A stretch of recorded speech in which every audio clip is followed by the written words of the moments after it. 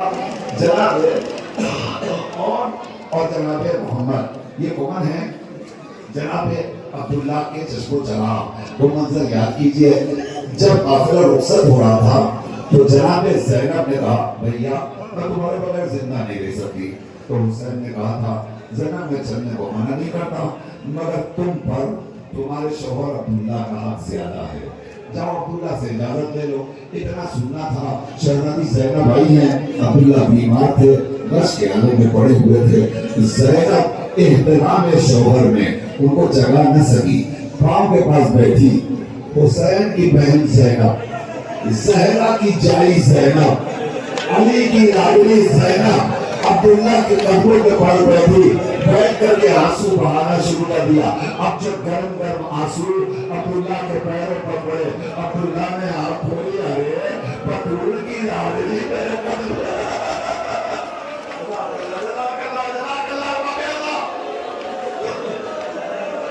آرام سے شریف کو گزرنے دیجیے، آرام سے گزرنے دیجیے اور مجھے مسائل پڑھنے دیجیے۔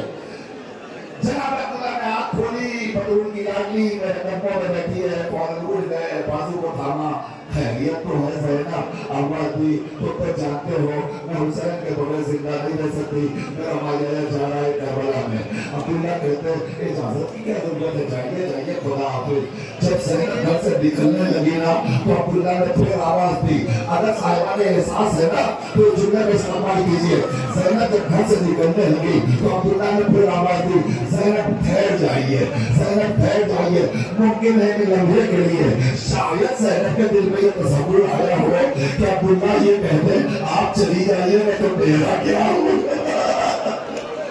نہیں، زینب نے یہ نہیں کہا، عبداللہ نے یہ نہیں کہا، بلکہ عبداللہ کہہ رہے زینب جائیے میں منع نہیں کرتا، البتہ تنہا نہ جائیے، اکیلے نہ جائیے، ایک دونوں بچوں کو بھی اپنے ہمراہ لے کر کے جائیے، اور خدا نہ خواستہ کربلا میں اگر آپ کے بھیا حسین پر کوئی برا وقت آ جائے تو ایک کو میری طرف سے قربان کر دیجیے گا، ایک کو اپنی طرف سے دنیا بنا دیجیے گا۔ یہ جذبہ لے کر جناب زینب اپنے بچوں کو ہمراہ کربلا میں آئی ہے۔ اب آپ سوچئے عبداللہ کو محمد زینب کو یاد ہے، جناب زینب پریشان ہے، ورنہ عمر محمد آتے ہیں، بابو جان اجازت دے دیجیے، حسین اجازت نہیں دیتے، بچے زینب کے پاس جاتے ہیں، زینب منہ بول دیتی ہے، بچے پریشان ہے کیا کریں، ادھر جاتے ہیں تو اما منہ پھیر لیتی ہے، ادھر مامو جان اجازت نہیں دیتے۔ اتنا سننا تھا، ایک مرتبہ آ کر کہتے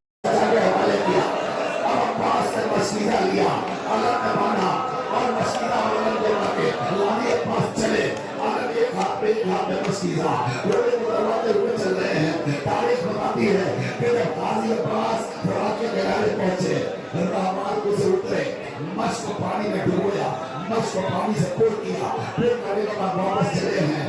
اب ادھر کہنے کی بند کہیے ہے سکینہ چھوٹے چھوٹے بچوں کو خیمے میں اٹھا کر کے کہہ رہی ہے بچوں آؤ، چچا نے وعدہ کیا ہے، عباس نے وعدہ کیا ہے، ممکن نہیں ہے کہ عباس پانی نہ لائے، میرے چچا کا وعدہ پورا نہ ہو، یہاں بچے اکٹھا ہے، بچے انتظار کر رہے۔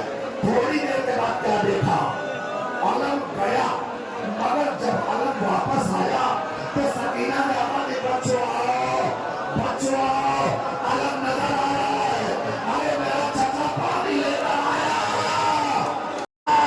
تم پر عزاداروں کا سلام، تم نے حق وفا ادا کر دی غازی۔ بس سکینہ نے دیکھا، سکینہ نے دیکھا علم آیا، علمدار نہیں آیا، سکینہ دوڑ کے گئی، علم بابا کے ہاتھوں میں دیکھا، دوڑ کر جا کر بابا کے قدموں سے لپٹ کر بس سکینہ ایک سوال کرتی ہے، بابا بابا میرا چچا کیا ہوا، بابا میرا چچا کیا ہوا۔ اس کے بعد اگلا فقرہ سکینہ کہتی ہے بابا آپ واپس جائیے، بابا واپس جائیے، اور جا کر کے چچا سے کہہ دیجئے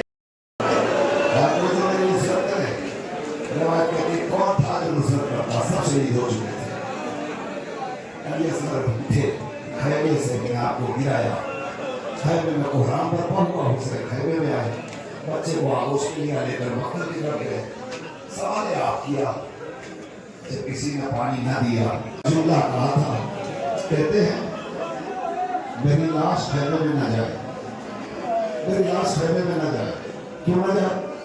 مجھے سکینہ سے شرم آ رہی ہے، میں نے وعدہ کیا تھا میں پانی لاؤں گا، میں کیسے جاؤں خیمے میں؟